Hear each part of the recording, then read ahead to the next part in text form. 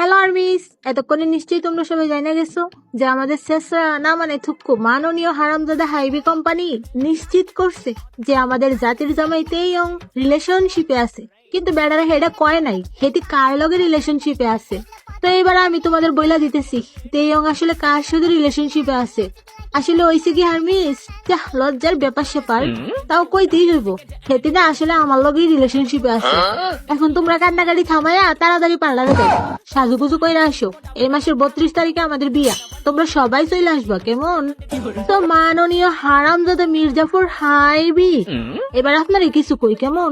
শালার বেডা, কয়দিন পর পর নাটক শুরু করো, মামতাবাজি পাইছো? কয়দিন পর পর আমাদের 7 রাজার পিছনে কুত্তার মতো পড়ে থাকো, লজ্জা নাই তোমাদের? তোমাদের এই নাটক তো সস্তা হয়ে গেছে, নতুন কিছু করো। তা বলি, পিছনে যে লাগছো ঠেলায় সামলাইতে পারবা তো?